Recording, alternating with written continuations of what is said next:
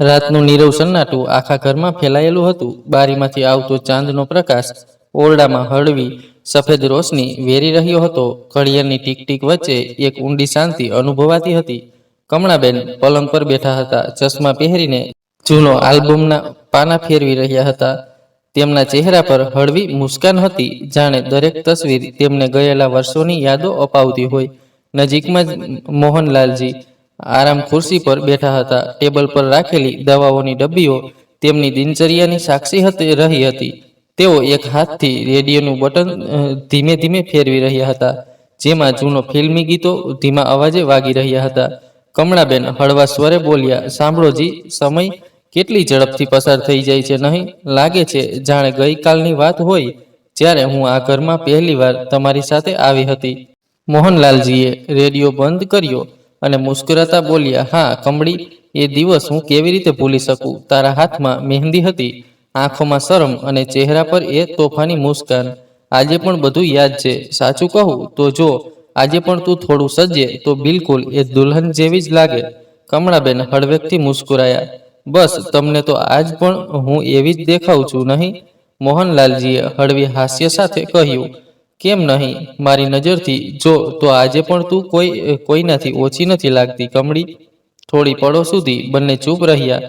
ઓરડામાં ફક્ત ઘડિયાળની ટીક ટીક અને બહાર ચીણાનો અવાજ જ ગુંજી રહ્યો હતો. પછી મોહનલાલજી ગંભીર થઈને બોલ્યા, કમળી, મન થાય છે કે ક્યાંક બહાર જઈએ.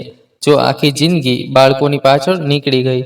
આપણે વિચાર્યું કે હજી તો કમાવવાના દિવસો છે, જ્યારે આલોક મોટો થશે ત્યારે ફરી લઈશું. હવે એ પોતાના જીવનમાં ખુશ છે અને પૂજા પણ રાજેશ સાથે વિદેશમાં સ્થાયી થઈ ગઈ છે. તો શા માટે ન જીવીએ હવે થોડું આપણા માટે? કમળાબેન તેમની વાત સાંભળીને કંઈક કહેવા જતા હતા, ત્યાં જ ઓરડાનો દરવાજો ખુલ્યો. દરવાજે આલોક અને જ્યોતિ ઊભા હતા. આલોક મુસ્કુરાતા બોલ્યો, બિલકુલ સાચું કહ્યું પિતાજી. હવે તમારા ફરવાના દિવસો છે. તમે અમારા માટે આટલું બધું કર્યું, હવે અમારો વારો છે તમને ખુશીઓ આપવાનો. કમળાબેન ચોંકી ગયા. અરે બેટા, તમે બંને આ સમયે કોઈ જરૂરી વાત હતી? જ્યોતિ આગળ વધીને બોલી, હા માજી, ખૂબ જરૂરી વાત છે, એટલે જ અમે બંને અત્યારે તમારી પાસે આવ્યા. કમળાબેન અને મોહનલાલજી એકબીજા તરફ જોવા લાગ્યા. તેમના ચહેરા પર હળવો આશ્ચર્ય અને આંખોમાં સવાલ હતો. આખરે એવું કયું જરૂરી કામ આવી પડ્યું કે આલોક અને જ્યોતિ રાતના આ સમયે વાત કરવા આવ્યા? જ્યોતિ ધીમે ધીમે આગળ વધી અને મુસ્કુરાતા બોલી, મા પિતાજી, અમને ખબર છે કે રાત ઘણી થઈ ગઈ છે, પણ કારણ ખૂબ ખાસ છે, એટલે આજે અમને આ વાત તમને કહ્યા વિના ઊંઘ ન આવે. આલોકે ઉત્સાહથી કહ્યું, અમે બંનેએ મળીને એક નિર્ણય લીધો છે. હવે બસ તમે અમારા માટે ઘણું જીવ્યા. હવે થોડા દિવસ તમે પોતાના માટે પણ જીવો. જ્યોતિ કમળાબેન પાસે જઈને બેઠી અને તેમનો હાથ પકડતા બોલી, માજી, અમે તમારા અને પિતાજી માટે એક નાનું સરપ્રાઈઝ પ્લાન કર્યું છે. તમે બંનેએ ફરવા જવું છે. કમળાબેનની આંખો ચમકી ઉઠી. ફરવા? પણ ક્યાં? જ્યોતિ મુસ્કુરાઈ.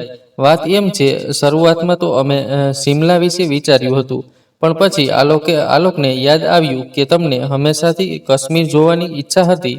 કમળાબેનની આંખો જાણે કોઈ જૂનું સ્વપ્ન સ્પર્શી ગઈ. કાશ્મીર? અરે, મેં તો ક્યારેય વિચાર્યું પણ નહોતું કે આ સપનું પણ પૂરું થશે. વર્ષોથી મનમાં હતું કે જો જિંદગીએ મોકો આપ્યો તો એકવાર શ્રીનગરની ડાલ લેક જરૂર જઈશ. મોહનલાલજીએ પણ મુસ્કુરાતા કહ્યું, કમળી, તારી આ ઈચ્છા મને પણ યાદ છે, ચાલો જઈએ. હવે આ ખ્વાહિશ પૂરી થઈ જશે. આલોકે ઉત્સાહથી કહ્યું, તો બસ વાત પાકી. વળી પિતાજી, કાલે શનિવાર છે અને મારી પણ રજા છે, શા માટે ન બુક કરી દઉં? હું આજે જ તમારી કાલની ટિકિટ. કમળાબેન થોડી શરમાળ મુસ્કાન સાથે મોહનલાલજી તરફ જોવા લાગ્યા, પણ મોહનલાલજીનો ચહેરો અચાનક ગંભીર થઈ ગયો. તેમણે હળવેકથી માથું હલાવતા કહ્યું, ના બેટા, કાલે નહીં. કાલે મારે એક જરૂરી કામ કરવું છે. આલોક અને જ્યોતિ ચોંકી ગયા. પણ પિતાજી, એવું કયું જરૂરી કામ છે? આલોકે આશ્ચર્યથી પૂછ્યું. મોહનલાલજી મુસ્કુરાયા. તેમની મુસ્કાન પાછળ એક ઊંડો વિચાર છુપાયેલો હતો. બેટા, ક્યારેક કેટલાક જૂના વચનો, કેટલાક અધૂરા કામ વર્ષો સુધી મનમાં કોઈ ખૂણામાં પડ્યા રહે છે. કાલનો દિવસ એમાંથી એકને પૂરો કરવાનો છે. પણ હા, પરમ દિવસ રવિવાર છે. જો તમે ઈચ્છો તો આપણે એ દિવસે નીકળી શકીએ. કમળાબેન ધીમેથી બોલ્યા, કયું કામ છે? મોહનલાલજીએ તેમની તરફ જોયું, જાણે ઘણું કહેવું હોય, પણ ફક્ત એટલું જ બોલ્યા, કાલે હું બસ એક જૂના મિત્રને મળવા જવા માંગુ છું. ઘણા વર્ષોથી મળ્યો નથી. આલોકે ઊંડો શ્વાસ લઈને મુસ્કુરાતા કહ્યું, ઠીક છે પિતાજી, તમે કાલે તમારું કામ પતાવી લો. હું પરમ દિવસ માટે ટિકિટ બુક કરી દઉં. પણ હવે કોઈ બહાનું નહીં ચાલે. કમળાબેન ભાવુક થઈને બોલ્યા, મને તો હજી પણ વિશ્વાસ નથી થતો. શું ખરેખર આપણે જઈ રહ્યા છીએ? આલોકે ગંભીર સ્વરે કહ્યું, વિશ્વાસ આવી જશે માં.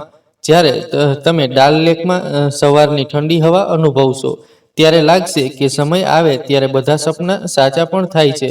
ઓરડાનું વાતાવરણ જાણે ભાવનાઓથી ભરાઈ ગયું. મોહનલાલજીએ માહોલ હળવો કરતા કહ્યું, પણ એક શરત છે. આલોક અને જ્યોતિ ગભરાયા અને બોલ્યા, શું? કેવી શરત પિતાજી? તેમણે હસતા કહ્યું, જો આપણે બહાર જઈ રહ્યા છીએ તો એનો મતલબ ઘરની આખી જવાબદારી હવે તમે બંનેની છે. કોઈ બહાનું નહીં ચાલે. આલોક અને જ્યોતિએ મુસ્કુરાતા માથું હલાવ્યું. બિલકુલ પિતાજી. પણ આ નિર્દોષ હાસ્યની વચ્ચે એક અજીબ સન્નાટો પણ છુપાયેલો હતો. જ્યોતિના ચહેરા પર ચમક હતી, પણ એ ચમક પ્રેમની હતી કે કોઈ બીજા રહસ્યની? ચાલો આગળની વાર્તામાં જાણીએ. પિતાજી, હવે તમે સૂઈ જાઓ. 12 વાગી ગયા હતા. આલોકે મુસ્કુરાતા કહ્યું. મોહનલાલજીએ માથું હલાવ્યું અને પલંગ પર સૂઈ ગયા. પછી આલોક અને જ્યોતિ પોતાના ઓરડા તરફ ચાલ્યા ગયા. પણ મોહનલાલજી થોડીવાર ત્યાં જ ચૂપચાપ બેઠા રહ્યા. તેમની આંખો દરવાજા તરફ ટકી હતી, જાણે કોઈ ઊંડા વિચારમાં ડૂબી ગયા હોય. ત્યારે કમળાબેન નજીક આવીને ધીમા સ્વરે પૂછ્યું, શું થયું જી? હવે શું વિચારો છો? મોહનલાલજી થોડા ચોંક્યા. પછી સહજ થવાનો પ્રયાસ કરતા બોલ્યા, કંઈ નહીં કમળી, ચાલ સૂઈ જા. પણ કાલે ઘણું કામ છે. કમળાબેન હળવી મુસ્કાન સાથે માથું હલાવી ચૂપચાપ સૂઈ ગયા. આ બાજુ પોતાના ઓરડામાં પહોંચતા જ આલોકે દરવાજો બંધ કર્યો. ઓરડામાં હળવી રોશની હતી. તેણે ધીમા સ્વરે કહ્યું, જ્યોતિ, આપણે જે કરવા જઈ રહ્યા છીએ એ ક્યાંક ખોટું તો નથી ને? મારું દિલ ખૂબ ગભરાય છે. જો પિતાજીને શંકા થઈ ગઈ તો? જ્યોતિએ હળવી મુસ્કાન સાથે આલોકનો હાથ પકડ્યો અને ધીમા સ્વરે બોલી, આલોક, હવે ડરવાનો સમય નથી. બધું પ્લાન પ્રમાણે જ થશે. બસ હવે ગભરાતો નહીં. બંનેની આંખોમાં કંઈક અલગ જ ઈરાદા હતા, જે પ્રેમના પળોની નીચે છુપાયેલા હતા. એ રાતના અંધારામાં એક રહસ્ય હવે ધીમે ધીમે આકાર લઈ રહ્યું હતું. શનિવારની સવાર હતી. ડ્રોઈંગ રૂમની બારીઓમાંથી હળવી ધૂપ છનીને ઓરડામાં આવી રહી હતી. મોહનલાલજી અને કમળાબેન આરામથી સોફા પર બેઠા હતા અને એકબીજા સાથે કંઈક વાતો કરી રહ્યા હતા. ત્યારે જ્યોતિ ટ્રેમાં ચા અને સેન્ડવિચ લઈને આવી. તેણે પ્યાલા મૂકતા કહ્યું, લો માજી પિતાજી, તમારી ચા અને સાથે સેન્ડવિચ પણ. પછી તેણે આલોક તરફ જોયું, જે લેપટોપ પર ઝૂકીને કંઈક ટાઈપ કરી રહ્યો હતો. તેણે પ્રેમથી કહ્યું, સાંભળો, પહેલા ચા પી લો, નહીં તો ઠંડી થઈ જશે. આલોકે નજર ઉઠાવ્યા વિના કહ્યું, અરે જ્યોતિ, બસ 1 મિનિટ, આ ટિકિટ બુક થઈ જાય પછી આરામથી પીવું. મોહનલાલજીએ મુસ્કુરાતા ટોક્યા, બેટા, આટલી શું ઉતાવળ છે? પહેલા ગરમા ગરમ ચા પી લે, પછી ટિકિટ બુક કરજે. આલોકે હળવે માથું હલાવ્યું અને બોલ્યો, પિતાજી, તમને ખબર નથી આ મારા માટે કેટલું જરૂરી કામ છે. બસ 2 સેકન્ડ. તેણે ધ્યાનથી સ્ક્રીન પર જોયું અને પછી સંતોષનો શ્વાસ લેતા બોલ્યો, લો, થઈ ગઈ બુકિંગ. કાલની ફ્લાઇટ છે. તમે બંનેની આ સાંભળીને કમળાબેનનો ચહેરો ખીલી ઉઠ્યો. સાચે બેટા, ટિકિટ બુક થઈ ગઈ? જ્યોતિએ તરત ઉત્સાહથી કહ્યું, હા માજી, સાચે ટિકિટ બુક થઈ ગઈ. આલોકે મુસ્કુરાતા લેપટોપ બંધ કર્યું અને બોલ્યો, હા, બધું જ બુક કરી દીધું છે. અને ફક્ત ટિકિટ જ નહીં, હોટેલ, ખાવું પીવું અને ફરવું, બધું જ 15 દિવસનો કાશ્મીરનો ટ્રીપ છે. હવે તમે બંને બસ મજા કરજો. આ સાંભળીને મોહનલાલજી થોડી ચિંતાથી બોલ્યા, અરે બેટા, 15 દિવસ? આ તો ઘણું બધું થઈ ગયું. અમે તમે બંનેથી અને ઘરથી આટલા લાંબા સમય સુધી દૂર કેવી રીતે રહીશું? આલોકે હસતા હસતા પિતાના ખભા પર હાથ મૂક્યો અને બોલ્યો, પિતાજી, થોડું તો તમારી જિંદગી પણ જીવો. હંમેશા અમારા વિશે જ વિચારો છો. ક્યારેક તમારા માટે પણ વિચારો. તમે જાઓ અને આરામથી ત્યાં મજા કરો. અમારી ચિંતા ન કરશો. કમળાબેન પણ મુસ્કુરાતા હામી ભરી, હાજી, આલોક સાચું કહે છે. આખી જિંદગી આપણે ઘર પરિવાર અને બાળકોમાં જ નીકળી ગઈ. હવે બાળકો મોટા થઈ ગયા છે, પોતાનું સારું નરસું સમજી શકે છે. તો ચિંતા છોડો અને ચાલો આ 15 દિવસમાં થોડું આપણા માટે પણ જીવીએ. જ્યોતિએ વાત આગળ વધારતા કહ્યું, અને વેસે પણ કાશ્મીર જેવી જગ્યા બારે બારે નથી મળતી. તમે બંને નિશ્ચિત રહો, હું અને આલોક બધું સંભાળી લઈશું. મોહનલાલજીએ ઊંડો શ્વાસ લીધો અને થોડીવાર ચૂપ રહીને ધીમેથી બોલ્યા, ઠીક છે, જો તમે કહો છો તો માની લઈએ, પણ આલોક, તમે બંનેની અને જ્યોતિની ખૂબ યાદ આવશે અમને. કમળાબેન હળવી મુસ્કાન સાથે બોલ્યા, અરે 15 દિવસ તો પલક ઝબકતા નીકળી જશે, હવે તમે ચિંતા ન કરો. ત્યારે આલોકે ઉત્સાહથી કહ્યું, પિતાજી, આજે જે પણ કામ પતાવવાનું છે એ પતાવી લો. અને માં, તમે તમારું પેકિંગ શરૂ કરી દો, કારણ કે ફ્લાઇટ કાલે સવારની છે. તમને ખબર છે, એરપોર્ટ પર ઓછામાં ઓછું 2 કલાક પહેલા પહોંચવું પડે. જ્યોતિએ તરત હામી ભરતા કહ્યું, હા, આલોકે સાચું કહ્યું માજી, હું આજે તમારું પેકિંગ કરાવી દઈશ. કમળાબેને માથું હલાવતા કહ્યું, ઠીક છે. અને સાંભળ આલોક, એવું કર, અલમારીની ઉપર જે સૂટકેસ રાખેલી છે એ ઉતારી દે. આલોક ફૂર્તીથી કમળાબેનના ઓરડામાં ગયો અને ખુરશી પર ચડીને અલમારીની ઉપર રાખેલી સૂટકેસ ઉતારી નીચે મૂકી, જાણે તે પોતે પણ આ સફર માટે એટલો જ ઉત્સાહિત હોય. થોડા સમય પછી આલોક પોતાની માતાને પેકિંગમાં મદદ કરી રહ્યો હતો અને જ્યોતિ બેગમાં કમળાબેનની દવાઓ રાખી રહી હતી. ત્યારે મોહનલાલજી આવ્યા અને કમળાબેન તરફ જોતા હળવી મુસ્કાન સાથે બોલ્યા, સારું કમળા, તું કહેતી હતી ને કે તારે બજારમાંથી કંઈક લેવું છે? ચાલ મારી સાથે. પહેલા હું મારું કામ પતાવી લઉં, પછી તને શોપિંગ કરાવી લાવું. કમળાબેનના ચહેરા પર હળવી શરમાળ મુસ્કાન ફેલાઈ, જાણે તેમને પોતાના જૂના દિવસો યાદ આવી ગયા હોય. તે થોડા સંકોચ સાથે બોલ્યા, બસ તમે 2 મિનિટ રોકાવો, હું હમણાં આવું. તે ઝડપથી આરીસા સામે ઊભા રહીને પોતાની સાડીનો પાલવ ઠીક કરવા લાગ્યા. ચહેરા પર આપોઆપ ચમક આવી ગઈ હતી. આ બાજુ ડ્રોઈંગ રૂમમાં બેઠેલી જ્યોતિ મુસ્કુરાતા બોલી, જુઓ, પિતાજી પાસેથી કંઈક શીખો, કેટલું ધ્યાન રાખે છે માજીનું. પોતાના કામ પહેલા તેમને બજાર લઈ જવાનું વિચારે છે. આલોકે ખડખડાટ હસતા કહ્યું, અરે, હું પણ તો તારું ધ્યાન રાખું છું. ભૂલી ગઈ કે ગયા મહિને જ તને નવી સાડી લઈ આવી હતી? જ્યોતિએ હળવેક મોં બનાવીને કહ્યું, એ તો મજબૂરીમાં લઈ આપી હતી, જ્યારે મેં યાદ અપાવ્યું કે આપણી લગ્નની વર્ષગાંઠ છે. આલોક જોરથી હસી પડ્યો. ઘરનો માહોલ એકદમ ખીલી ઉઠ્યો હતો. એટલામાં કમળાબેન બહાર આવ્યા. હાથમાં નાનું પર્સ હતું અને આંખોમાં વર્ષો પછી ફરી એ જ ચમક. ચાલો, હું તૈયાર છું. ઘરની ડેલી પાર કરતા તેમના બંનેના ચહેરા પર એ જ જૂનો પ્રેમ ઝલકી રહ્યો હતો, જાણે વર્ષો પછી ફરી સમયે તેમને એકબીજા સાથે સમય વિતાવવાની નાની ભેટ આપી હોય. તેમના જતાં જ આલોકે હળવી હાસ્ય સાથે જ્યોતિ તરફ જોયું અને બોલ્યો, જ્યોતિ, હવે કાલે માં અને પિતાજી જતા રહે, બસ પછી બંનેની આંખોમાં એક અલગ જ ચમક હતી. થોડી જ વારમાં મોહનલાલજી અને કમળાબેન ઘરે પાછા ફર્યા. આલોકે તેમની તરફ જોઈને હળવી મુસ્કાન સાથે કહ્યું, સારું થયું તમે આવી ગયા. પછી તેણે જ્યોતિને હાંક મારતા કહ્યું, જ્યોતિ, માં અને પિતાજી માટે પણ ખાવાનું પીરસી દે. થોડી જ વારમાં જ્યોતિ ગરમા ગરમ ખાવાનું લઈ આવી. ખાવાનું ખાઈને કમળાબેને ઉત્સાહથી કહ્યું, વાહ વહુ, આજે ખાવાનું બહુ સરસ બનાવ્યું છે. આલોકે મુસ્કુરાતા કહ્યું, અરે માં, વધુ પડતી વખાણ ન કરો, નહીં તો તમારી વહુ માથે ચડી જશે. ઘરની બહાર હળવી હવાની વચ્ચે વૃક્ષોની ડાળીઓ ઝૂમી રહી હતી અને ડ્રોઈંગ રૂમમાં એ હાસ્ય ખુશીનો માહોલ જાણે કોઈ નિર્દોષ રમત જેવો લાગતો હતો. પણ એ નિર્દોષતાની પાછળ એક એવું ષડયંત્ર છુપાયેલું હતું જે આગામી 15 દિવસમાં બધું બદલી નાખવાનું હતું. બીજા દિવસે સવારે જેવી સૂરજની પહેલી કિરણો બારીઓમાંથી ડોકાતી હતી, ઘરમાં જાણે એક મીઠી હલચલ ફેલાઈ ગઈ. જ્યોતિ વારંવાર ચેકલિસ્ટ પર નજર નાખી રહી હતી કે ક્યાંક કંઈક રહી તો નથી ગયું ને. કમળાબેન હાથમાં મોહનલાલજીની દવાઓનો ડબ્બો લઈને ધીમે ધીમે આંગણામાંથી નીકળીને ઓરડામાં આવ્યા. જ્યોતિ બેટા, આ દવાઓ હમણાં રાખી દે. જ્યોતિએ મુસ્કુરાતા બેગમાં જગ્યા બનાવતા કહ્યું, ઠીક છે માજી, બધું થઈ ગયું છે.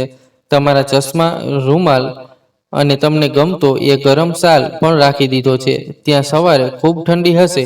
કમળાબેન મુસ્કુરાયા, મારી વહુ બહુ સમજદાર થઈ ગઈ છે. આ બાજુ મોહનલાલજી પોતાના જૂના કેમેરાની બેટરી ચેક કરી રહ્યા હતા. આ વખતે તો દરેક પહાડી વળાંક પર તારી અને મારી સુંદર તસવીરો હશે. કમળા, આલોક પણ તૈયાર થઈને આવી ગયો હતો. તે આવતા જ હસતા બોલ્યો, માં, પિતાજી, કેબ 15 મિનિટમાં આવી જશે. હવે તમારા વિના આ ઘર બહુ સૂનું લાગશે. કમળાબેનની આંખોમાં થોડી નમી આવી. તેણે પોતાના દીકરાના ખભા પર હાથ મૂકતા કહ્યું, અરે અમે બસ 15 દિવસ માટે જઈ રહ્યા છીએ. તું આવું બોલીશ તો જવાનું મન જ નહીં થાય. આલોક હસી પડ્યો અને બોલ્યો, માં, હવે જો તમે આવી જ વાતો કરતા રહેશો તો ફ્લાઇટ છૂટી જશે. ચાલો હવે ઝડપથી બધું ચેક કરી લો. થોડી જ વારમાં ઘરની બહારથી કેબના હોર્નનો અવાજ સંભળાયો. આલોકે ફૂર્તીથી બેગ ઉપાડી અને બહાર આવીને ડ્રાઈવરને ઈશારો કર્યો. બસ 2 મિનિટ. આલોકે બહુ ધ્યાનથી બેગ કારની ડીકીમાં રાખી. પછી તરત ઘરની અંદર આવીને પોતાના માતા પિતાના પગે લાગતા બોલ્યો, આશીર્વાદ આપો મા પિતાજી. તમારા આશીર્વાદ વિના તો બધું અધૂરું છે. મોહનલાલજીએ દીકરાના માથા પર હાથ મૂક્યો. ખુશ રહે, હંમેશા સફળ રહે. ત્યારે આલોક બોલ્યો, અને હા, ધ્યાનથી જજો, સફરમાં ખૂબ મજા કરજો. કમળાબેને તેને ગળે લગાવ્યો. તેમની આંખો છલકાઈ ગઈ. બેટા, અમારું ઘર આંગણ હવે તારા ભરોસે છે. તારું અને જ્યોતિનું ધ્યાન રાખજે. આ સાંભળતા જ જ્યોતિ પણ ઝૂકીને પોતાના સાસુ સસરાના પગે લાગી. કમળાબેનનો ચહેરો ખીલી ઉઠ્યો. તેમણે તેને આશીર્વાદ આપતા કહ્યું, વહુ, તું પણ તારું અને આ ઘર બંનેનું ધ્યાન રાખજે. જ્યોતિના હોઠ પર હળવી મુસ્કાન હતી, જાણે કોઈ અકથ્ય વાત તેના મનમાં દબાયેલી હોય. મોહનલાલજી અને કમળાબેન બહાર નીકળ્યા. ડ્રાઈવરે દરવાજો ખોલ્યો અને બંને કારની પાછળની સીટ પર બેઠા. કમળાબેને જતા જતા બારીમાંથી હાથ હલાવ્યો અને બોલ્યા, વધુ ચિંતા ન કરતા, અમે જલ્દી પાછા આવીશું. કેબ ધીમે ધીમે ઘરની આગળથી ચાલી નીકળી. ઘરની ચોકટ પર ઊભેલા આલોક અને જ્યોતિ હાથ હલાવતા રહ્યા. પણ જેવી ગાડી આંખોમાંથી ઓઝલ થઈ, બંનેના ચહેરાની નિર્દોષ મુસ્કાન ધીમે ધીમે એક અલગ જ ભાવમાં બદલાઈ ગઈ. તેમના જતા જ જ્યોતિએ ધીમેથી દરવાજો બંધ કર્યો અને લાંબો શ્વાસ લીધો. આખરે બંને નીકળી જ ગયા. તેણે ધીમા અવાજે કહ્યું. આલોકે હસતા જવાબ આપ્યો, હા, હવે આવશે મજા. તેના અવાજમાં હળવી ઠંડક હતી. તે તરત ઓરડા તરફ આગળ વધ્યો અને અલમારીમાં રાખેલી ફાઇલ કાઢતા બોલ્યો, પિતાજીએ પોતાના હાથે સહી કરી દીધી હતી. બસ હવે આ કાગળોની કિંમત સમજનારને શોધવાનું છે. જ્યોતિએ થોડી ગભરાટથી તેની તરફ જોયું. પણ આલોક, જો તેમને ખબર પડી ગઈ તો? આલોકે તેની આંખોમાં જોઈને મુસ્કુરાતા કહ્યું, 15 દિવસ ઘણા હોય છે જ્યોતિ. જ્યાં સુધી મા પિતાજી પાછા ફરે ત્યાં સુધી આપણે આપણું એ કામ પૂરું કરી લઈશું. ઓરડામાં એક ઊંડી ખામોશી છવાઈ ગઈ. બહાર આંગણામાં વૃક્ષો હવાથી સરસરતા હતા, જાણે આવનારા તોફાનની કોઈ આહટ હોય. આ બાજુ 4-5 કલાકની સફર બાદ મોહનલાલજી અને કમળાબેન આખરે શ્રીનગર પહોંચી ગયા હતા. એરપોર્ટની બહાર ઠંડી હવા ચાલી રહી હતી. બરફનું હળવું પડ ચારેકોર એક સુકૂન ફેલાવી રહ્યું હતું. આવામાં મોહનલાલજી અને કમળાબેન પોતાની સફરની શરૂઆત કરતા પહેલાથી બુક થયેલી ટેક્સી તરફ આગળ વધ્યા. ચહેરા પર એક તાજગી હતી, જાણે વર્ષો બાદ તેમણે પોતાના માટે કંઈક જીવ્યું હોય. મોહનલાલજી મુસ્કરાતા બોલ્યા, કમળા, જોયું ને, બાળકોએ કેટલું સરસ આયોજન કર્યું છે. હોટલ, ગાડી, બધું જ પહેલાથી બુક. ક્યારે વિચાર્યું નહોતું કે લગ્નના આટલા વર્ષો બાદ આપણે આવી રીતે એકલા સફર પર જઈશું. કમળાબેને હળવેક માથું હલાવ્યું. હા, તમે સાચું કહો છો. ડ્રાઈવરે સામાન ગાડીમાં રાખ્યો અને ગાડીનો દરવાજો ખોલ્યો. કમળાબેન બેસવા જતા હતા ત્યાં મોહનલાલજી અચાનક બોલ્યા, કમળા, ઘરેથી નીકળતી વખતે આલોક કંઈક અલગ લાગતો હતો, જાણે કોઈ વાત છુપાવતો હોય. કમળાબેને હળવી મુસ્કાન સાથે કહ્યું, તમે પણ ને દરેક વાતમાં શંકા શોધી લો છો. શક્ય છે કે ઓફિસનું કોઈ કામ હોય? મોહનલાલજીએ પોતાને સમજાવતા કહ્યું, હા, કદાચ હું જ વધુ વિચારું છું. અને ગાડીમાં બેઠા. લગભગ 40 મિનિટની સફર બાદ ગાડી બરફથી ઢંકાયેલી સાંકડી શેરીઓને પાર કરતી એક સુંદર હોટેલની સામે આવીને ઊભી રહી. હોટેલ શીતલ રિટ્રીટની સીડીઓ પર બરફની ચાદર બિછાઈ હતી. આજુબાજુ ઊંચા દેવદારના વૃક્ષોની ડાળીઓ પર સફેદ બરફ જામેલો હતો અને હોટેલની બારીઓના કાચ પર ઠંડીને કારણે ઝાકળ જામી હતી. ડ્રાઈવરે પાછળ ફરીને કહ્યું, સાહેબ, મેડમ, તમારી હોટેલ આવી ગઈ. મોહનલાલજીએ બારીમાંથી બહાર જોયું અને હળવી મુસ્કાન સાથે બોલ્યા, કમળા, જોઈ રહી છે? બિલકુલ એવું જ છે જેવું ટીવીમાં જોયું હતું. કમળાબેનની આંખોમાં ખુશી ચમકી રહી હતી. આટલી શાંતિ અને આ સફેદી, જાણે કોઈ સ્વપ્ન હોય. હોટેલનો સ્ટાફ બહાર આવ્યો અને સામાન ઉતારવા લાગ્યો. એક યુવક આગળ વધીને ઝૂક્યો અને બોલ્યો, સ્વાગત છે સાહેબ, મેડમ, આશા છે કે સફર આરામદાયક રહ્યો હશે. આવો અંદર ચાલો. મોહનલાલજી અને કમળાબેન એકબીજાને જોઈને મુસ્કુરાયા. બંનેના પગલાં હોટેલ તરફ આગળ વધ્યા. અંદર રિસેપ્શનિસ્ટ તેમને જોઈને સ્વાગત કરતા કહ્યું, mister and missis Mohanlal, hotel Sheetal રિટ્રીટમાં આપનું સ્વાગત છે. તમારો ઓરડો તૈયાર છે. કમળાબેને ધીમેથી માથું હલાવ્યું. અહીં કેટલું સુકૂન છે, તેમણે ફૂસફૂસાતા કહ્યું. રિસેપ્શનિસ્ટ બોલી, જી મેડમ, અહીં સમય જાણે થંભી જાય છે. એ જ તો કાશ્મીરની ખૂબસૂરતી છે. એક છોકરો તેમનો સામાન લઈને આગળ વધ્યો. ચાલો સાહેબ, હું તમને ઓરડો બતાવું. ચાલતા ચાલતા કમળાબેને ધીમેથી મોહનલાલજીનો હાથ પકડ્યો અને ફૂસફૂસાતા તેમના કાનમાં બોલ્યા, લગ્ન પછી પહેલીવાર આપણે બંને આવી રીતે એકલા ક્યાંક આવ્યા છીએ નહીં? મોહનલાલજી મુસ્કુરાયા. આ વખતે ન કોઈ ચિંતા, ન કોઈ જવાબદારી. બસ આપણે બે જણ જૂના દિવસોની જેમ. ઓરડો લાકડામાંથી બનાવેલો હતો. બારીની બહાર આખી ખીણ દેખાતી હતી. સફેદ વાદળોમાં લપેટાયેલી ખીણો અને દૂર બરફથી ઢંકાયેલા નાના ડુંગરો પર ડૂબતો સૂરજ. કમળાબેન ચૂપચાપ બારી પાસે જઈને ઊભા રહ્યા. તેઓ થોડી પળો સુધી બિંદાસ બોલ્યા વિના ત્યાં જ ઊભા રહ્યા અને પછી બોલ્યા, કાશ સમય અહીં જ થંભી જાય. પાછળથી મોહનલાલજીએ ગરમ શાલ તેમના ખભા પર મૂકી દીધું. હોટેલના ઓરડામાં હળવી હળવી પીળી રોશની પ્રગટી રહી હતી. બહાર બારીમાંથી બરફના ટીપા ધીમે ધીમે ખરી રહ્યા હતા. આખો માહોલ સ્વપ્ન જેવો લાગતો હતો. થોડીવાર પછી વેઇટરે દરવાજો ખખડાવ્યો અને ડિનર ઓરડામાં સર્વ કરી દીધું. મોહનલાલજી હસતા બોલ્યા, કમળા, જો આપણા લગ્નના શરૂઆતના દિવસો જેવું લાગે છે. બસ બરફ એટલો જ કે ત્યારે આપણે નાની હોટેલમાં રોકાયા હતા અને આજે આ નજારો કોઈ તસવીર જેવો છે. કમળાબેન મુસ્કુરાતા તેમની થાળીમાં શાક પીરસી દીધું. બંને એકસાથે બેસીને ખાવાનું ખાધું. વચ્ચે વચ્ચે જૂની વાતો ઉખેડતા હતા. બાળકોની શરારતો, લગ્નની યાદો અને એ નાના નાના ત્યાગ જેનાથી તેમનો સંબંધ મજબૂત બન્યો. ડિનર પૂરું થતાં જ અચાનક કમળાબેનનો ફોન વાગ્યો. તેમણે સ્ક્રીન પર આલોકનું નામ જોયું અને મુસ્કુરાતા કોલ રિસીવ કર્યો. બીજી તરફથી આલોકનો અવાજ સંભળાયો, માં, તમે બંને કેમ છો? મેં વિચાર્યું કે રાતનું ખાવાનું ખાઈ લીધા પછી તમારી સાથે વાત કરી લઉં. તમે બંને આરામથી પહોંચી ગયા? નહીં, કોઈ તકલીફ તો નથી થઈ ને? હા બેટા, અમે સારી રીતે પહોંચી ગયા અને અહીં તે અને જ્યોતિએ જે આયોજન કર્યું છે, અમે તો વિચારી પણ ન શકીએ. કમળાબેનના અવાજમાં ખુશી ઝલકતી હતી. આલોકે પછી તેમના પિતા સાથે વાત કરતા કહ્યું, પિતાજી, તમે બસ આનંદ લો, બાકી બધું હું જ અને જ્યોતિ સંભાળી લઈશું. કોઈ વસ્તુની ચિંતા ન કરશો. બસ દરેક પળની મજા લો. આ સફર તમારો યાદગાર બની જવો જોઈએ. મોહનલાલજીએ ઊંડો શ્વાસ લેતા કહ્યું, કમળી, આપણો દીકરો કેટલો સારો છે જે આપણા માટે આટલું વિચારે છે. બંને એકબીજા તરફ મુસ્કુરાયા. બહાર બરફ પડી રહ્યો હતો અને તેમના દિલમાં પોતાના દીકરા અને વહુ માટે દુઆઓ ઉમટી રહી હતી. બીજે દિવસે સવારે સૂરજની હળવી કિરણો જ્યારે બારીમાંથી અંદર આવી તો ઓરડો સોનેરી રોશનીથી ભરાઈ ગયો. બહાર હજી પણ હળવો બરફ પડી રહ્યો હતો, પણ હવામાં એવી તાજગી હતી જાણે આખી ખીણ નહાઈને ચમકી ઉઠી હોય.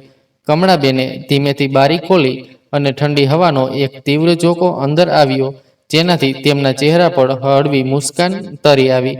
તેમણે પોતાના પતિ તરફ જોઈને બોલ્યું, જુઓ, અહીં તો આકાશ પણ કેટલું સુંદર લાગે છે. મોહનલાલજી ઉઠીને તેમની પાસે આવ્યા. હા કમળી, આ નજારો તો કોઈ સ્વપ્ન જેવો છે. પછી તેઓ થોડું મુસ્કુરાતા બોલ્યા, સાચે આપણે બહુ નસીબદાર છીએ. અને એ જ પડે ઓરડાની ખામોશીમાં દૂરથી આવતી ચાની સુગંધ પડી ગઈ.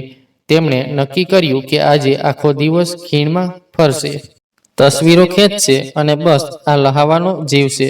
કોઈ ચિંતા વિના આખો દિવસ તેઓ બંને કાશ્મીરની ખીણોમાં ફર્યા, ઝીલના કિનારે બેઠા અને થોડીવાર માટે જાણે બધું ભૂલી ગયા. સાંજ પડતા બંને હોટેલ પાછા ફર્યા ત્યારે મોહનલાલજીનો મોબાઈલ ફોન વાગ્યો. સ્ક્રીન પર આલોકનું નામ ચમકી રહ્યું હતું. મોહનલાલજીએ ઉત્સાહથી ફોન ઉપાડ્યો. હા બેટા, કેમ છે? બીજી તરફથી આલોકનો અવાજ આવ્યો. અમે સારા છીએ પિતાજી. હવે કહો, તમને કેવું લાગે છે? કોઈ તકલીફ તો નથી ને? કમળાબેન પણ ફોન પાસે આવી ગયા. બિલકુલ નહીં બેટા, અહીં તો બહુ સારું લાગે છે. બસ તમારી અને જ્યોતિની યાદ આવે છે. તમે પણ અહીં હોત તો ખૂબ મજા આવત. આલોકે હસતા કહ્યું, બસ માં પિતાજી, તમે ખુશ રહો. આ બધું તો અમારી ફરજ છે. અને હા, આગલા થોડા દિવસ વધુ મજા કરજો. હજી તો આખી ખીણ ફરવાની બાકી છે. ફોન રાખ્યા પછી ઓરડો જાણે શાંત થઈ ગયો. બંનેના દિલમાં એ જ વિચાર હતો કે તેમનો દીકરો અને વહુ કેટલા સારા છે. આગલા થોડા દિવસો પલક ઝબકતા જ પસાર થઈ ગયા. સવારે ઝીલની ઠંડી હવા, બપોરે બરફથી ઢંકાયેલા પહાડો પર ફરવું અને સાંજે હોટલમાં ગરમ સૂપ પીતા ગયેલી પળોને યાદ કરવી. મોહનલાલજી અને કમળાબેને જાણે પોતાની યુવાની ફરીથી જીવી લીધી હોય. કમળાબેન બોલ્યા, આલોક અને જ્યોતિએ આપણા પર કેટલો મોટો ઉપકાર કર્યો છે નહીં? તો જિંદગી તો ઘર અને મહોલ્લા સુધી જ સીમિત રહી ગઈ હોત. મોહનલાલજીએ પણ ગર્વથી મુસ્કુરાતા કહ્યું, હા કમળા, આવો દીકરો બધાને મળે. ધીમે ધીમે દિવસો પસાર થતા ગયા. આજે તેમને કાશ્મીર આવ્યાને પૂરા 10 દિવસ થઈ ગયા. સવારે નાસ્તા પછી કમળાબેને વિચાર્યું કે દીકરા સાથે વાત કરી લઈએ. તેમણે આલોકનો નંબર ડાયલ કર્યો, પણ ફોન સ્વિચ ઓફ આવ્યો. અરે, કદાચ નેટવર્કની સમસ્યા હશે, તેમણે સહજતાથી કહ્યું અને ફોન એક બાજુ મૂકી દીધો. સાંજ સુધી ફરી પ્રયાસ કર્યા, પણ પરિણામ એ જ રહ્યું. મોહનલાલજીએ પણ નંબર ડાયલ કર્યો. કમળી, આ તો બંધ જ બતાવે છે. વિચિત્ર વાત છે, આલોક ક્યારેય પોતાનો ફોન બંધ નથી રાખતો. હવે બેચેની વધવા લાગી હતી. કમળાબેનનું દિલ ગભરાવા લાગ્યું. બધું ઠીક તો છે ને? મોહનલાલજી તેમને હિંમત આપતા રહ્યા, પણ તેમના પોતાના ચહેરા પર પણ ચિંતાની રેખાઓ સ્પષ્ટ દેખાતી હતી. સાંજ થવા લાગી હતી. હોટેલની બારીમાંથી બહાર જોતા કમળાબેન બોલ્યા, સાંભળોજી, હવે ઘરે ચાલીએ. મારું દિલ બહુ ગભરાય છે. ખબર નહીં મારો દીકરો કેવો હશે. તે બધું કંઈ બોલે એ પહેલા મોહનલાલજીએ ઊંડો શ્વાસ લઈને કહ્યું, તું સાચું કહે છે કમળા, હવે નીકળવું જ પડશે. હું હમણાં રિસેપ્શન પર જઈને ટિકિટ બુક કરાવવાનો પ્રયાસ કરું છું. થોડીવાર પછી તેઓ રિસેપ્શનથી પાછા ફર્યા તો તેમના ચહેરા પર ઊંડી થાક દેખાતો હતો. કમળાબેને ગભરાટથી પૂછ્યું, શું થયું? ટિકિટ મળી? મોહનલાલજીએ ધીમેથી માથું હલાવ્યું. મળે છે, પણ ભાડું બહુ વધારે છે. આપણી પાસે હવે એટલા પૈસા બચ્યા નથી. વિચાર્યું હતું કે દીકરો બધું સંભાળી લેશે. તેમનો અવાજ ભરાઈ ગયો. આ સાંભળીને કમળાબેનની આંખોમાં આંસુ આવી ગયા. તો હવે શું કરીશું? મોહનલાલજીએ તેમનો હાથ પકડીને સમજાવ્યું. ગભરાઈશ નહીં, મેં ખબર કરી લીધી છે. કાલે સવારે શ્રીનગરથી જમ્મુ અને પછી ત્યાંથી દિલ્હી માટે ટ્રેન લઈશું. દિલ્હી પહોંચીને બસ સ્ટેન્ડથી જોધપુરની બસ લઈશું. સફર લાંબો અને થકાવનારો હશે, પણ આ જ યોજના છે. ઓછામાં ઓછું આપણે ઘરે તો પહોંચી જઈશું. કમળાબેન ચૂપચાપ તેની તરફ જોતા રહ્યા.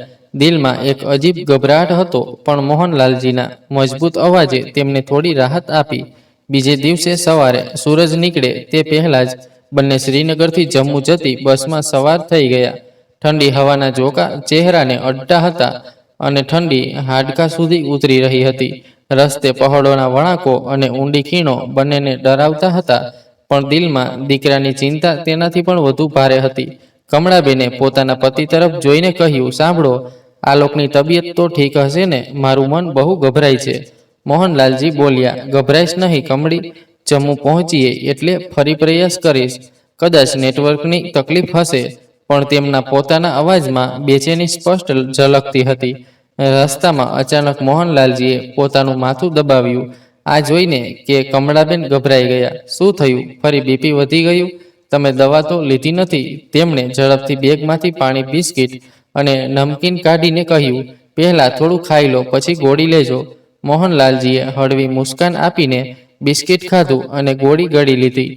થોડા કલાકો પછી તેઓ સાંજ સુધી જમ્મુ પહોંચ્યા અને ત્યારથી રાતની ટ્રેન પકડીને બીજે દિવસે દિલ્હી પહોંચી ગયા. દિલ્હી સ્ટેશન પર ભીડ જોઈને બંને આશ્ચર્યચકિત થઈ ગયા. મોહનલાલજીએ પોતાની પત્નીનો હાથ પકડતા કહ્યું, કમળી, ભીડ બહુ વધારે છે, તું મારો હાથ નહીં છોડતી. અને પછી ઘણી મુશ્કેલીથી બંને ત્યાંથી બહાર નીકળ્યા. મોહનલાલજીએ ઓટોવાળાને પૂછ્યું અને સીધા બસ સ્ટેન્ડ તરફ ગયા. ત્યાંથી તેમને જોધપુર જતી બસ લીધી. બસમાં સવાર થતાં જ કમળાબેને બારીમાંથી બહાર નજર નાખી. રસ્તા પર ઊભા ચાલતા લોકો અને દુકાનોની ચહલ પહલ, પણ તેમના મનમાં એક અજીબ ડર સમાયેલું હતું, જાણે કોઈ અનહોની તેમની રાહ જોતી હોય. બસની અંદર ભીડ તો હતી, પણ છતાં એક વિચિત્ર સન્નાટો અનુભવાતો હતો. એન્જિનની ગડગડાટ વચ્ચે બંનેની આંખો વારંવાર ઝબકાતી હતી, પણ ઊંઘ બંનેની આંખોમાંથી દૂર હતી. ઘણા કલાકોની સફર બાદ આખરે જોધપુર બસ સ્ટેન્ડ પર બસ ઊભી રહી. રાત ઘેરી થઈ ગઈ હતી. મોહનલાલજીએ થાકેલા અવાજમાં ઓટો ડ્રાઈવરને કહ્યું, બેટા, જટિયા કોલોની ચાલ. ઓટોમાં બેસીને બંને ચૂપચાપ બહાર જોતા હતા. તેમના દિલની ધડકનો તેજ હતી, જાણે ઘરે પહોંચતા જ કંઈક ખરાબ થવાનું હોય. રાતના લગભગ 11 વાગી ગયા હતા. બસ સ્ટેન્ડની ચહલપહલ પાછળ છૂટી ગઈ હતી અને હવે સૂની શેરીઓ પર તેમનો ઓટો ઘર તરફ આગળ વધી રહ્યો હતો. સફરનો થાક ચહેરા પર સ્પષ્ટ ઝલકતો હતો, પણ ઘરે પહોંચવાની આશાએ બંનેને થોડી તાકાત આપી હતી. જેવો ઓટો જટિયા કોલોનીની ગલીમાં વળ્યો, કમળાબેને બારીમાંથી બહાર ડોકીને કહ્યું, સાંભળો, જુઓ તો ઘરની બહાર આ ગાર્ડ કેમ ઊભો છે? અગાઉ તો ક્યારેય જોયો નથી. ઓટો ઊભો રહેતા જ બંને ઝડપથી ઉતર્યા. મોહનલાલજીએ ગેટ તરફ પગલાં આગળ વધાર્યા. ત્યાં ગાર્ડ હાથ ફેલાવીને રસ્તો રોક્યો. અરે બાબા, ક્યાં ચાલ્યા આવો છો? તમે અંદર નહીં જઈ શકો. કમળાબેન ગુસ્સે થઈ ગયા. શું બકવાસ કરે છે? આ અમારું ઘર છે અને તું કોણ હોય છે અમને રોકનારો? ચાલ બાજુથી હટ. ગાર્ડ ઠંડા અવાજે કહ્યું, માતાજી, આ ઘર તમારું નથી, આ તો અમારા માલિક ગુપ્તાજીનું ઘર છે. જુઓ, તેમના નામની નેમપ્લેટ પણ લગેલી છે. બંનેએ નજર ઉઠાવી. ગેટ પર સ્પષ્ટ લખેલું હતું, ગુપ્તા નિવાસ. મોહનલાલજીનું ગળું સુકાઈ ગયું. તેમની આંખો ઝાંખી પડી. કમળાબેને ફાટેલી આંખોથી જોયું અને અચાનક ગાર્ડના ખભા પકડીને બોલ્યા, તું જૂઠું બોલે છે. આ ઘર અમે ઈંટ જોડીને બનાવ્યું છે. વર્ષોની કમાણી લાગી છે આમાં. આવું કેવી રીતે કોઈનું થઈ ગયું? ગાર્ડે બેપરવાહીથી ખભા ઝટકી દીધા. માતાજી, મને શું ખબર? જઈને તમારા દીકરાને પૂછો, જેણે આ ઘર અમારા સાહેબને વેચ્યું છે. ગાર્ડની એ વાત સાંભળીને મોહનલાલજીના હાથ પગ ધ્રુજવા લાગ્યા. તેમની સાંસો તેજ થઈ ગઈ અને આંખો ભૂતકાળના ઝાંખા પડોમાં ખોવાઈ ગઈ. એ દિવસની સવાર યાદ આવી જ્યારે તેઓ અને કમળાબેન કાશ્મીર જવા નીકળી રહ્યા હતા. આંગણામાં ટેક્સી ઊભી હતી ત્યારે આલોક કેટલાક કાગળો લઈને તેમની પાસે આવ્યો અને બોલ્યો, પિતાજી, આ કેટલાક પેપર્સ છે, જરા સહી કરી દો. મોહનલાલજીએ કપાળ પર બળ દેતા કહ્યું, બેટા, મારા ચશ્મા નથી મળતા. લાગે છે તારી માએ બેગમાં રાખી દીધા. પણ આ કોઈ વસ્તુના પેપર્સ છે? એટલું સાંભળતા જ બાજુમાં ઊભેલી જ્યોતિ હસતા બોલી, પિતાજી, ક્યાંક આલોક તમને પ્રોપર્ટીના પેપર્સ પર તો સહી નથી કરાવતો ને? મોહનલાલજીએ પણ હળવી મુસ્કાન સાથે કહ્યું, જો બેટા આલોક, હવે તો તારી પત્નીએ મારા દિલમાં શંકા નાખી દીધી છે. આ સાંભળીને આલોક થોડો નારાજ થતા બોલ્યો, છોડો પિતાજી, રહેવા દો. જ્યારે ચશ્મા મળે ત્યારે કરજો. મોહનલાલજીએ આલોકનો હાથ પકડીને કહ્યું, અરે, તું તો ગુસ્સે થઈ ગયો. હું તો બસ મજાક કરતો હતો. મને મારા દીકરા પર પૂરો ભરોસો છે. આલોક અને જ્યોતિ ત્યાંથી ચાલ્યા ગયા તો કમળાબેન નજીક આવીને બોલ્યા, તમે પણ દરેક વાતને મજાકમાં ટાળી દો છો. આખરે સહી કરવાની આટલી શું ઉતાવળ હતી? આજકાલ કોઈ પર ભરોસો ન કરાય. ખબર નહીં ક્યારે પોતાના બાળકો જ બદલાઈ જાય. મોહનલાલજીએ પત્નીની વાતને હળવાશમાં લેતા કહ્યું, અરે, તું તો હંમેશા નકામી ચિંતા કરે છે. આપણા દીકરો વહુ બહુ સમજદાર છે, પણ આજે પોતાના ઘરની બહાર ગુપ્તા નિવાસની નેમ પ્લેટ જોઈને જ્યારે ગાર્ડ તેમને અંદર જતા રોક્યા ત્યારે મોહનલાલજીને એ સવાર યાદ આવી. કમળાબેનની આંખોમાં આંસુ ભરાઈ આવ્યા અને તેમણે ધીમેથી કહ્યું, જોયું, મેં તો કહ્યું જ હતું, પણ તમે મારી એક ન સાંભળી. મોહનલાલજી, જેમના ચહેરા પર અત્યાર સુધી અટલ ભરોસાની રેખાઓ હતી, તેમને વિશ્વાસ નહોતો થતો કે તેમના પોતાના દીકરા અને વહુએ આવો ભયંકર દગો કર્યો.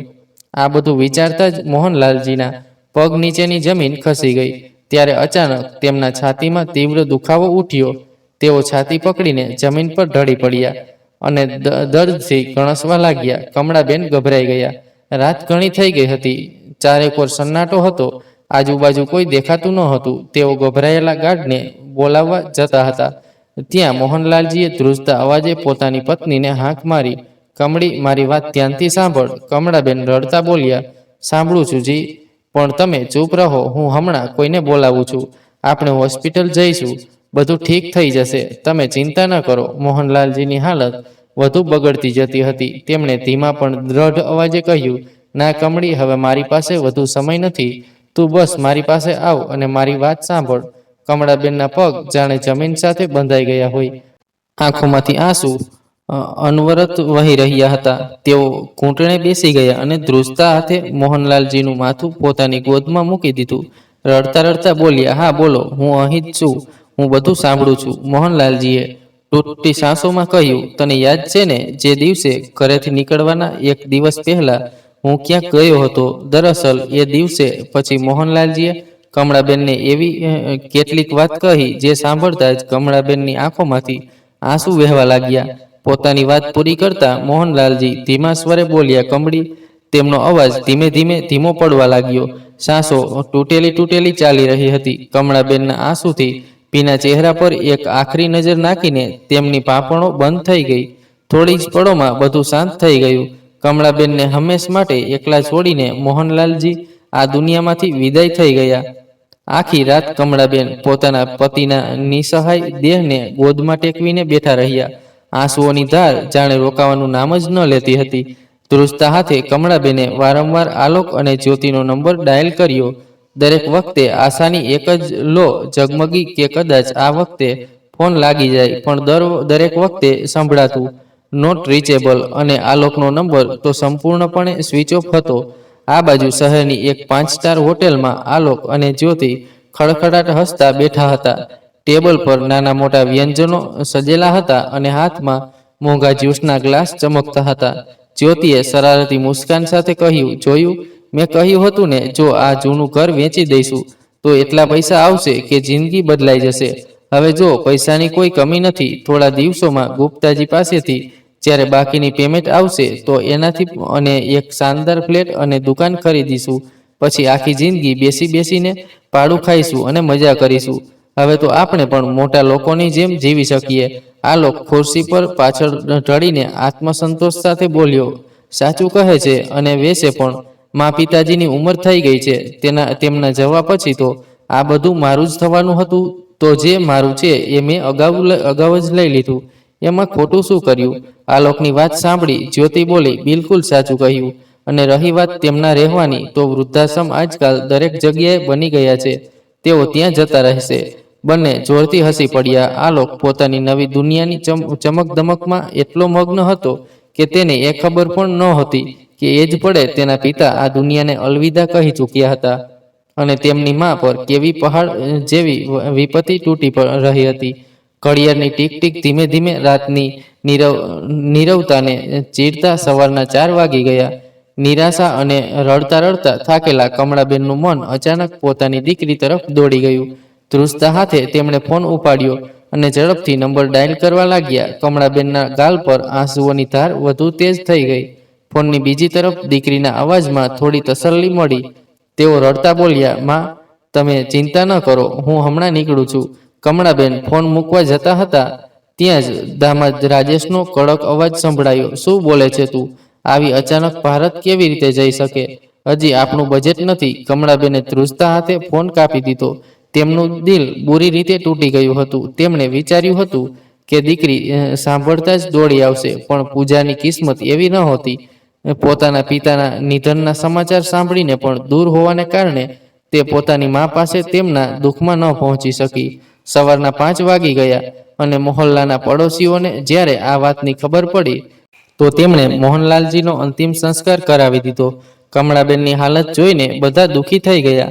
દરેક વ્યક્તિ તેમની પાસે આવીને સાંત્વના આપતા હતા, પણ તેમના દિલમાં બસ એક જ ખટકતું હતું કે જે દીકરો અને વહુ પોતાના મા બાપ સાથે આટલો પ્રેમ કરતા હતા તે અચાનક આવું કેવી રીતે કરી શકે? ત્યારે એક સ્ત્રીએ કહ્યું, આજકાલ તો બાળકો પર વિશ્વાસ જ ન કરાય. ખબર નહીં ક્યારે શું કરી બેસે. પાસે બેઠેલી તેમની પડોશન કાંતાબેને કમળાબેનની હાલત જોઈને પ્રેમથી કહ્યું, કમળા, થોડું ખાઈ લે, સવારથી તે કંઈ ખાધું નથી.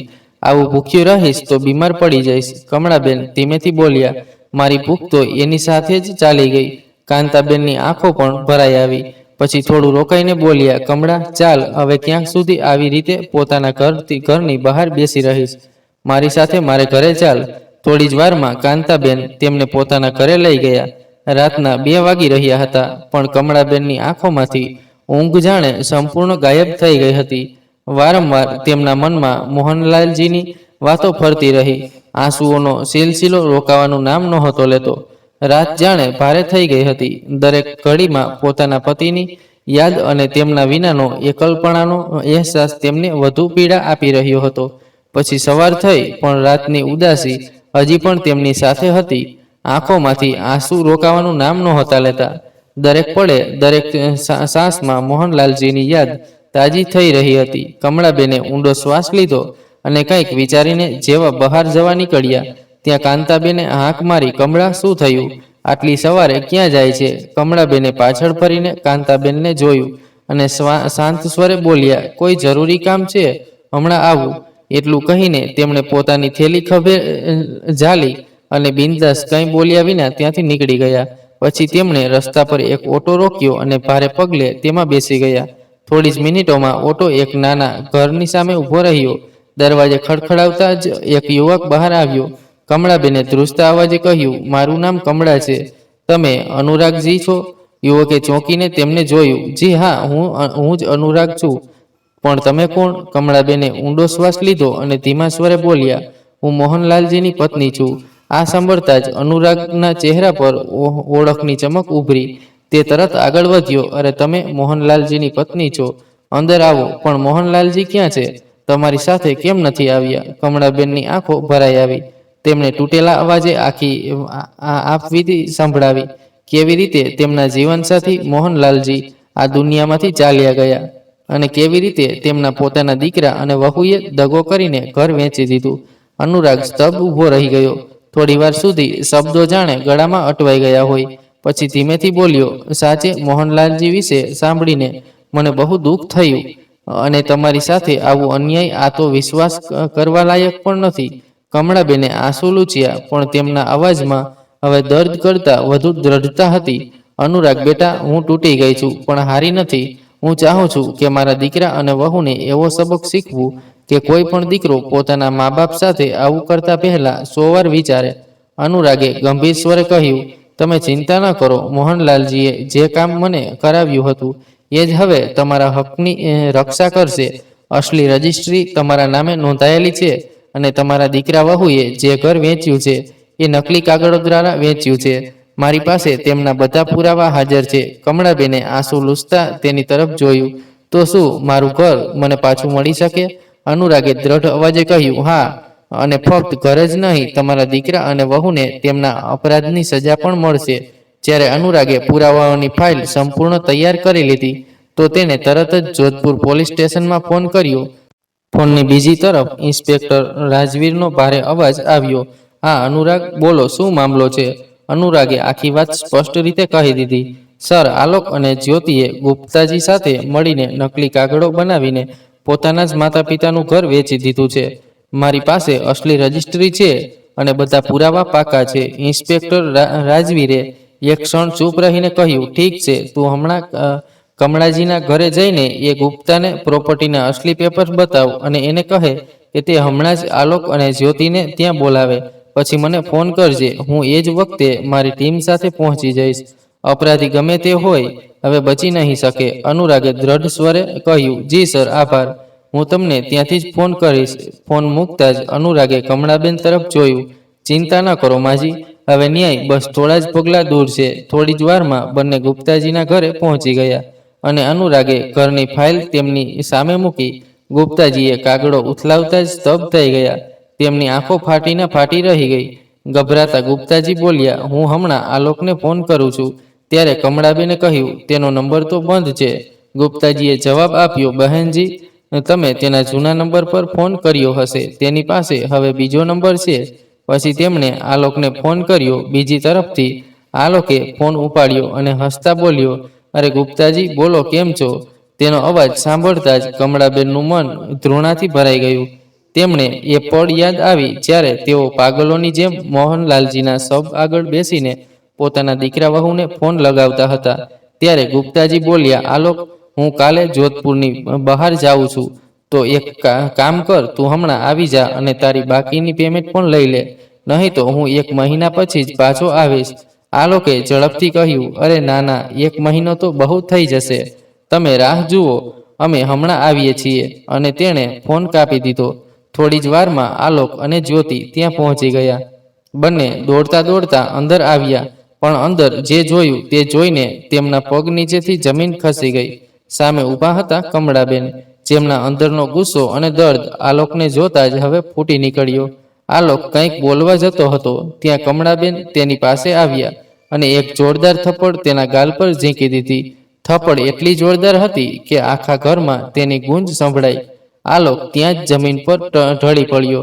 જ્યોતિએ ગભરાયેલા અવાજે કહ્યું, આ શું કરો છો માજી? કમળાબેને તેની તરફ જોયા વિના પોતાનો હાથ ફેરવ્યો અને જ્યોતિના ચહેરા પર પણ એક થપ્પડ ઝીંકી દીધી. ગુસ્સે ભરાઈને બોલ્યા, ખબરદાર, તારી આ ગંદી જીભથી મને માં બોલીશ તો. જ્યોતિએ પોતાની સાસુની વાત સાંભળીને કહ્યું, આટલો શા માટે હોબાળો મચાવો છો? ઘર જ તો વેચ્યું છે, કોઈની જાન તો નથી લીધી, અને વેસે પણ ઘર તો તમારા પછી અમારું જ થવાનું હતું નહીં? આલોક ધીમે ધીમે પોતાની મા પાસે આવ્યો અને બોલ્યો, માં, મારા પર બહુ કરજો થઈ ગયો હતો અને પિતાજી આ ઘર કોઈ પણ કિંમતે નહોતા વેચતા, એટલે. કમળાબેને વચ્ચે જ કાપી નાખતા કહ્યું, જૂઠ ફરી જૂઠ, અને કેટલું જૂઠું બોલીશ આલોક? હવે તો એવું લાગે છે કે તે અમને જૂઠ સિવાય ક્યારેય કંઈ બોલ્યો જ નથી. અમારી પરવરિશમાં શું કમી રહી ગઈ હતી? કેટલું સારું નાટક કર્યું તમે બંનેએ અમારી સાથે. બંને મા બાપને આટલી સરળતાથી મૂરખ બનાવી દીધા, અને અમે અહીં વિચારતા હતા કે કેટલા સારા છે આપણા દીકરો વહુ. ભગવાન બધાને આવા દીકરો વહુ આપે. અરે, સંતાનના નામે કલંક છો તમે બંને, કલંક. અને તું જ્યોતિ શું બોલી હતી? કોઈની જાન તો નથી લીધી નહીં? કમળાબેનનો અવાજ તૂટી રહ્યો હતો. તેમની આંખોમાં આંસુ હતા. અરે, લીધી છે ને તમે જાન. તમે તમારા પિતાની જાન લીધી છે. એટલું કહેતા કહેતા તેઓ રડી પડ્યા. આલોક અચાનક થંભી ગયો. આ શું બોલો છો માં? ત્યારે અનુરાગ પાછળથી બોલ્યો, એ સાચું કહે છે આલોક. મોહનલાલજી તમારો આ દગો સહન ન કરી શક્યા અને 2 દિવસ પહેલા આ દુનિયામાંથી ચાલ્યા ગયા. આલોક અને જ્યોતિની આંખોમાં અચાનક આંસુ ભરાઈ આવ્યા. શું પિતાજી નથી રહ્યા? આલોક ઘૂંટણે બેસી ગયો અને કમળાબેનના પગમાં પડીને માફી માંગવા લાગ્યો. માં, મને માફ કરી દો. પણ કમળાબેનનું દિલ હવે કઠોર થઈ ગયું હતું.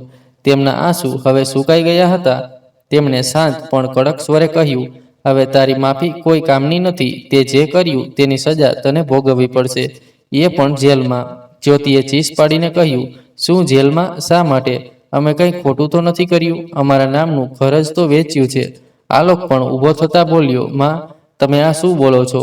આલોક કંઈક વધુ બોલે તે પહેલા જોરદાર દસ્તક સાથે ઇન્સ્પેક્ટર રાજવીર અંદર ઘૂસ્યા અને કડક અવાજે બોલ્યા, આલોક, જ્યોતિ, તમે બંનેને નકલી દસ્તાવેજો બનાવીને દગો કરવાના અને તમારા જ માતા પિતાની જાણ વિના તેમનું ઘર હડપ કરવાની સાજિશના આરોપમાં ગિરફ્તાર કરવામાં આવે છે.